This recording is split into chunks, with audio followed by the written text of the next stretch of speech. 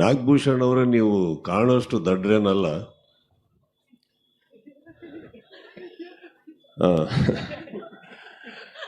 ಇವ್ರದ್ದು ಇವ್ರು ಆಕ್ಚುಲಿ ದುಡ್ಡು ಖರ್ಚು ಮಾಡಿ ಪಬ್ಲಿಸಿಟಿ ಮಾಡಿದ್ರು. ಅವ್ರ ವೇದಿಕೆ ಮೇಲೆ ನಿಮ್ಮ ಸಿನಿಮಾ 3 ಸತಿ ಪ್ರಸ್ತಾಪ ಮಾಡಿ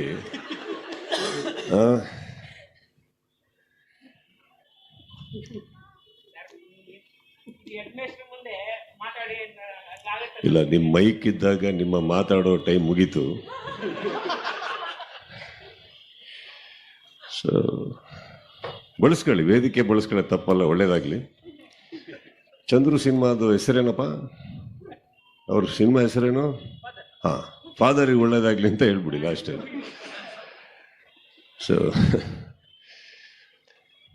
ಸಿ, ನನಗೆ ಇವ್ರ ಬಗ್ಗೆ ಒಂದು ಆ್ಯಕ್ಚುಲಿ ತುಂಬ 5 ಸಿನಿಮಾ ಅನೌನ್ಸ್ ಮಾಡಿದಾಗ 6 ಚಂದ್ರು ಅಲ್ಲ 5 ಚಂದ್ರು ಅಂತ ಓಡ್ತಾ ಇದೆ. ಒಳ್ಳೇದಕ್ಕೆ ಚಂದ್ರು, ಒಳ್ಳೇದಕ್ಕೆ ಅದು. ಯಾಕಂದರೆ ಕಾಲೆಳೆಯೋರು ಇದ್ದಾಗಲೇ ಬೆಳೆಯೋದು ನೀವು.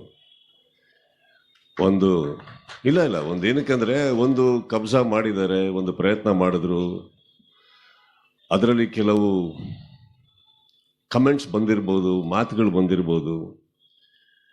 ಬಂದಿರೋ ಈಗ ಸಿನಿಮಾಗಳು ಬಿಡುಗಡೆಯಾಗಿ ಎಕ್ಸ್ಟ್ರಾರ್ಡನರಿ ಹೋದವು.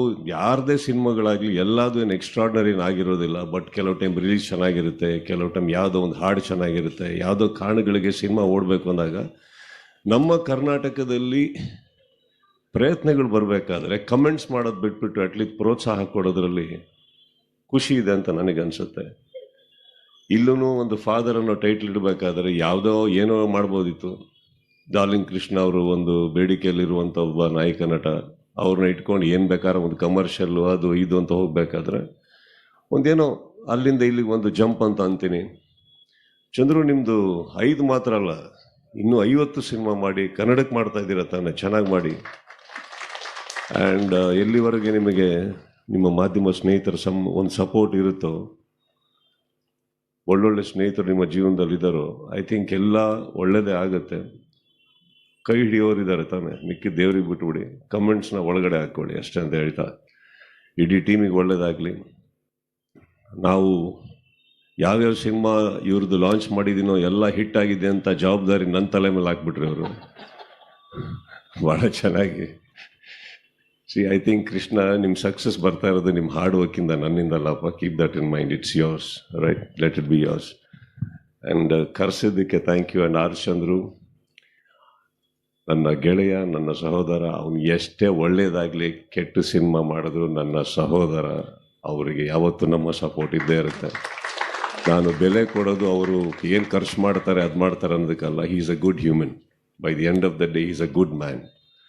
ನಾನು ಅವ್ರ ಮನೆಗೆ ಬಂದಾಗಲೂ ಇವತ್ತವ್ರಿಗೆ ಎಷ್ಟೋ ಸಲ ಭೇಟಿ ಮಾಡಿದ್ದೀನಿ. ಒಬ್ಬರ ಬಗ್ಗೆ ಕೆಟ್ಟದಾಗಿ ಮಾತಾಡಿದ್ದಾಗಲಿ ಕೇವಲವಾಗಿ ಮಾತಾಡಿದ್ದು ನಾನು ಕೇಳಿಲ್ಲ ಮೇಡಮ್. ಸೊ ಅದೊಂದು ಕಾರಣಕ್ಕೆ ಅವ್ರು ಕರೆದಾಗ ಎಲ್ಲ ಕಡೆ ಇದ್ದೇ ಇರ್ತೀವಿ ನಾವು. ಆ್ಯಂಡ್ ನನಗೆ ಕೂಡ ಬಹಳ ಇಷ್ಟ ಆಯಿತು ಈ motion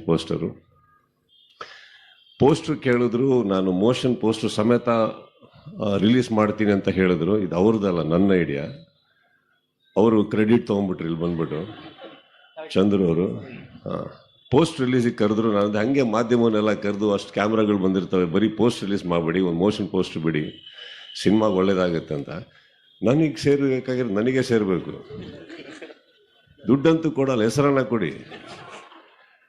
so all of you, Krishna and team, Amrutha, all of you, all the very best ಹೇಳ್ತಾ. ಆ್ಯಂಡ್ ಅಗೇನ್ ಈ ಥರ ಕಾರಣಗಳು ಅಂತೆಲ್ಲ ಬಂದಾಗ ಕೆಲವು ಅಡಚಣೆಗಳಾಗ್ತವೆ. ಬಟ್ ಆದರೂ ಪೇಷನ್ಸಲ್ಲಿ ನೀವೆಲ್ಲ ಇವ್ರಿಗೆ ಸಪೋರ್ಟ್ ಕೊಟ್ಟಿದ್ದಕ್ಕೆ ಅವನ ಪರವಾಗಿ ನಾನು ಥ್ಯಾಂಕ್ಸ್ ಹೇಳ್ತಾ. Thank you Chandran, all the very best. Krishna ಅವರೇ, ಇನ್ನಷ್ಟು ಬೆಳೀರಿ. ಈ ಸಿನಿಮಾ ಇವ್ರು ಹೇಳಿದ್ರು ಎಲ್ಲ ಕಡೆ ಎಲ್ಲ ಭಾಷೆಗಳಲ್ಲಿ ರಿಲೀಸ್ ಆಗ್ತದೆ ಅಂತ. You are a very definitely a capable actor, sir. Grow more, and I wish you best to the entire team. Thank you so much.